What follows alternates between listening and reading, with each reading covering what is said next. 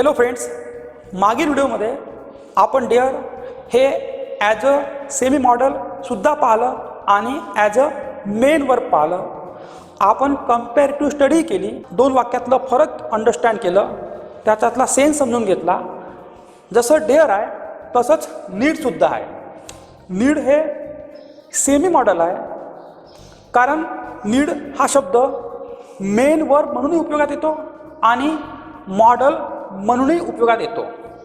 आता हा शब्द बारकाईने शिकण्याकरता, हे कन्स्ट्रक्शन बारकाईने शिकण्याकरता आपल्याला प्रथम ॲज अ मेन वर्ब याचा अभ्यास करावा लागेल, मग सेमी मॉडल वर्ब म्हणून सुद्धा अभ्यास करावा लागेल.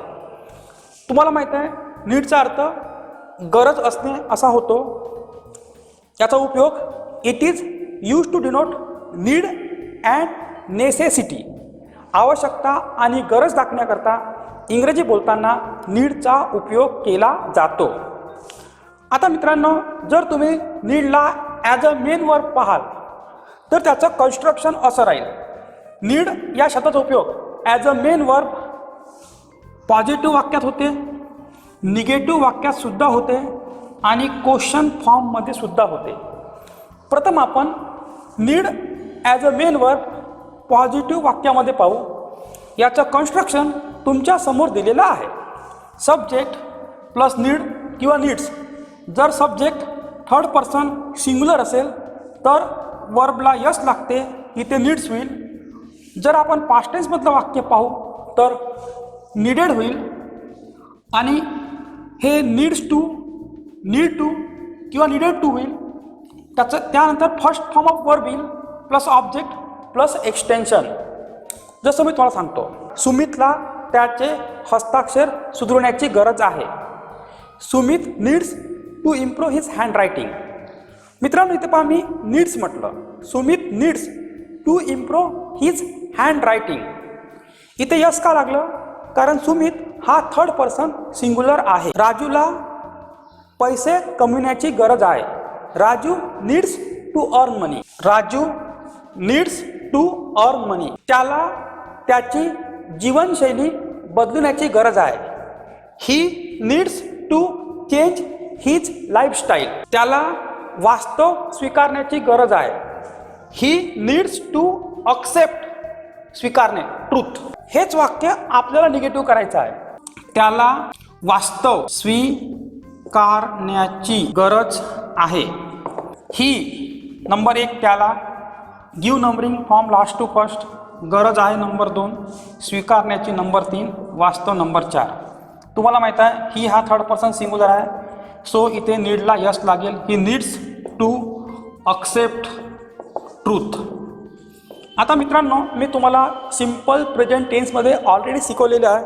जर वर्बला यस लागेल तर डज होतो. तुम्हाला माहीत आहे, नीडचा अर्थ डू नीड, तर इथे नीड्स आलेलं असल्यामुळे याचा अर्थ डज नीड असा होतो. तर हे वाक्य जर आपल्याला निगेटिव्ह बनवायचं आहे, त्याला वास्तव स्वीकारण्याची गरज नाही आहे, तर हे वाक्य असं होईल, he does not need to accept truth. हे वाक्य झालं negative. Subject plus does not, subject plus does not plus need to accept truth. याचे क्वेश्चन फॉर्मही बनते. त्याला वास्तव स्वीकारण्याची गरज आहे का? Does he need to accept truth. तर डज हा अगोदर येईल, मग सब्जेक्ट राहील. Does he need to accept truth. याचं तुम्ही निगेटिव्ह फॉर्मसुद्धा बनवू शकता, निगेटिव्ह क्वेश्चन फॉर्म. त्याला वास्तव स्वीकारण्याची गरज नाही आहे का? Does he not need to accept truth or doesn't he need to accept truth. मित्रांनो, मला असं म्हणायचं आहे, तुम्हाला शब्दपाठ करण्याची गरज आहे. I want to speak in English. Number 1, तुम्हाला आय ऑलरेडी टॉट यू, मागून पुढे नंबरिंग करा. गरज आहे पाठ करणे शब्द. How can you make in English? Use this formula. You need to memorise म्हणजे पाठ करणे, वर्ड्स. ठीक आहे मित्रांनो, आता इथे नीड आलेलं आहे. नीडचा अर्थ डू नीड होते. मला तर हे वाक्य निगेटिव्ह म्हणायचं आहे. How can I mumble it negatively? तुम्हाला शब्द पाठ करण्याची गरज नाही आहे. इथे कसं होईल? You do not need to memorise words. याचं क्वेश्चन फॉर्मही बनते. हे झालं negative. You do not need to memorise word. जर तुम्हाला क्वेश्चन फॉर्म बनवायचा असेल तर तुम्हाला शब्द पाठ करण्याची गरज आहे का? Do you need to memorise word. तुम्हाला शब्द पाठ करण्याची गरज नाही आहे का? Do you not need to memorise word और don't you need to memorise word. तिला अभिनेत्री बनण्याची का गरज आहे? इथे कसं येईल? Why does she need to become actress. तुम्हाला पासपोर्टकरिता अर्ज करण्याची गरज आहे का? डू अगोदर येईल. Do you need to apply for the passport असं होईल. इथे पहा, हा जो फॉर्म्युला आपण घेतलेला आहे या फॉर्म्युल्याच्या अनुसार do you need to apply for the passport. कळलं मित्रांनो? तुला थोडा आराम करण्याची गरज आहे. You need to take rest. Negative पाहू. तुला थोडा आराम करण्याची गरज नाही आहे. You do not need to take rest. मग क्वेश्चन फॉर्म. तुला थोडा आराम करण्याची गरज आहे का? Do you need to take rest. तुला थोडा आराम करण्याची गरज का आहे? तर इथं येईल why do you need to take rest. समजा तुम्हाला असं म्हणायचं आहे कोणाला थोडा आराम करण्याची गरज आहे, तर हू नीड टू. हां, आता इथे हू असल्यामुळे डूची गरज नाही. Who need to take rest. याबद्दल मी एका मागील व्हिडिओमध्ये वेगळं शिकवलेलं आहे. Who need to take rest. तुला काय करण्याची गरज आहे? तर वाक्य होईल what do you need to do. What do you need to do. तुला काय करण्याची गरज आहे? आपण डू आणि डज बद्दलची माहिती घेतली. थोडं आपण भूतकाळातले वाक्य पाहू. त्याला त्याची इंग्रजी सुधरविण्याची गरज होती. He subject he needed to improve English. इथे नीडेड आला. तुम्हाला मी ऑलरेडी टेन्समध्ये शिकवलेला आहे की नीडचा अर्थ डू नीड. तर नीडेडचा अर्थ काय होईल? Did need. तुम्हाला असं म्हणायचं आहे त्याला इंग्रजी सुधारण्याची गरज नव्हती. कसं होईल?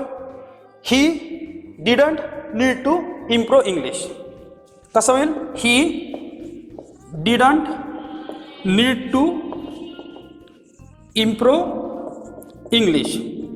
याला तुम्ही असं लिहू शकता he didn't need to improve English. आता हेच वाक्य आपल्याला क्वेश्चन फॉर्ममध्ये बनवायचं आहे. कसं बनवाल? त्याला इंग्रजी सुधारण्याची गरज होती का? कसं होईल? Did he need to improve English. त्याला इंग्रजी सुधारण्याची गरज नव्हती का? Didn't he need to improve English. Didn't he need to improve English. त्याला इंग्रजी सुधरविण्याची का गरज होती? Why did he need to improve English. Do, does आणि डीडमध्ये ॲज अ मेन वर्ब नीडचे वाक्य बनवू शकता. मित्रांनो, नीड हा मेन वर्ब आहे.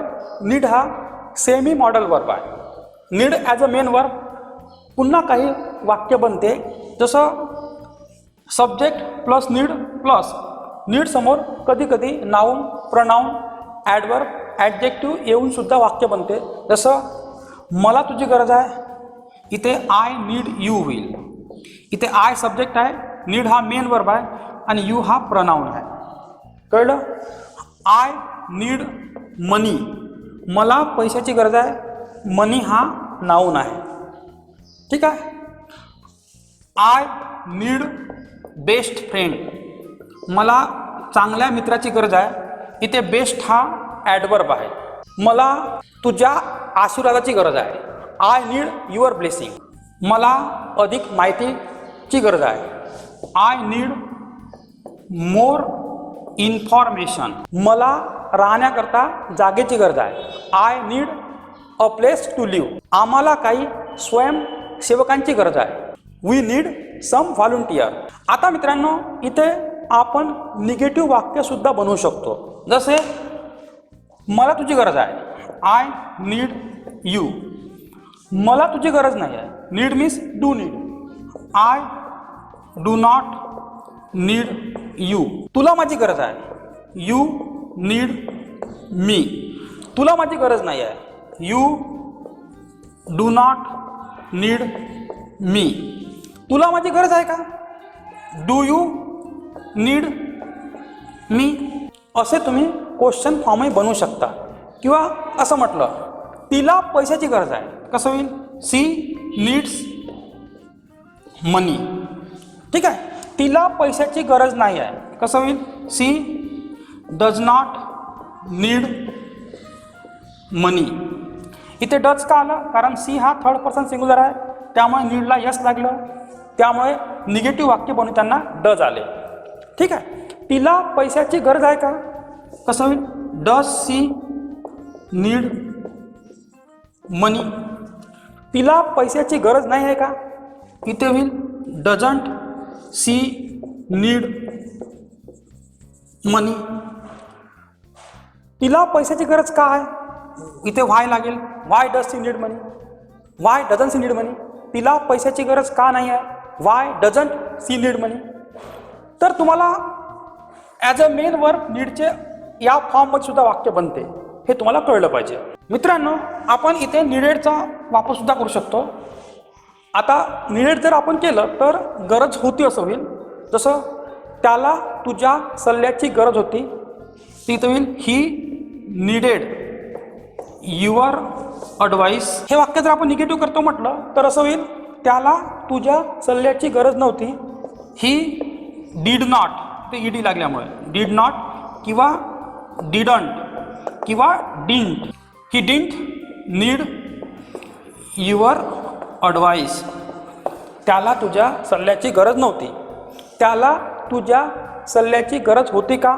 वाक्य कसं होईल, did he need your advice. तुला किती पैशाची गरज होती, how much money did you need. तुम्हाला कर्ज चुकविण्याकरता पैशाची गरज होती का, did you need money to pay off the loan. मित्रांनो, आतापर्यंत आपण नीडचा उपयोग ॲज अ मेन वर्ब पाहिला. आता आपण नीडचा उपयोग गरज असणे या अर्थाने सेमी मॉडल वर्ब म्हणून पाहू. जर आपण सेमी मॉडल वर्ब म्हणून नीडचा उपयोग पाहताना नीडचे निगेटिव्ह आणि क्वेश्चन फॉर्म बनते, पॉझिटिव्ह वाक्य बनत नाही. जसं एक्झाम्पल, तुला काळजी करण्याची गरज नाही. हे वाक्य इंग्रजीत कसे होईल सांगा बरं. यू, तुला नंबर 1, गरज नाही काळजी करणे. यू गरज नाही, नीड नॉट वरी. अशा प्रकारे वाक्य बनेल. हे वाक्य झालं as a semi modal verb. हा जो नीड नॉट आहे हा इथे मॉडल वर्ब आहे. जर तुम्ही ॲज अ मेन वर्ब याचं वाक्य बनवतो म्हटलं तर वाक्य असं होईल, you do not need to. To इथे महत्त्वपूर्ण आहे. You do not need to worry. तुम्हाला तुमचे जुते इथे उतरविण्याची गरज नाही. कसं होईल वाक्य, you need not take off किंवा or put off your shoes here. You need not take off or put off your shoes here. हेच वाक्य जर तुम्ही ॲज अ मेन वर्ब करतो म्हटलं तर वाक्य इथे असेल, you do not need to take off or put off your shoes here असं होईल. हे तुम्हाला कम्पॅरेटिव्ह समजलं असेल. तुला तिथे जाण्याची गरज नाही. कसं होईल, you need not go there. हेच वाक्य जर आपण ॲज अ मेन वर्ब केलं तर इथं असं होईल, you do not need to go there. तुला तुझा ड्रेस बदलवण्याची गरज नाही. इथे होईल, you need not change your dress. तुम्ही जर याला मेन वर्ब म्हणून केलं, हे झालं मॉडल वर्ब म्हणून. You do not need to change your dress. तुला घाई करण्याची गरज नाही. कसं होईल, यू नीड नॉट हरी. ठीक आहे. पुढे, तुला माझ्या कामामध्ये दखल अंदाजी म्हणजे इंटरफिअर करण्याची गरज नाही. कसं होईल? You need not interfere in my work. जर तुम्ही याला ॲज अ मेन वर्क केलं तर वाक्य होईल you do not need to interfere in my work. तुला पैसे कमविण्याची गरज नाही. कसं होईल? You need not earn money. हे निगेटिव्ह वाक्य झालं. तुम्हाला इंट्रागेटिव्ह बनवायचं आहे तर नीड प्रथम घ्यायचं. तुम्हाला असं म्हणायचं आहे तुला पैसे कमविण्याची गरज आहे का? नीड यू अर्न मनी. जर याच वाक्याला तुम्ही मेन वर्क केलं असतं तर असं झालं असतं do you need to earn money.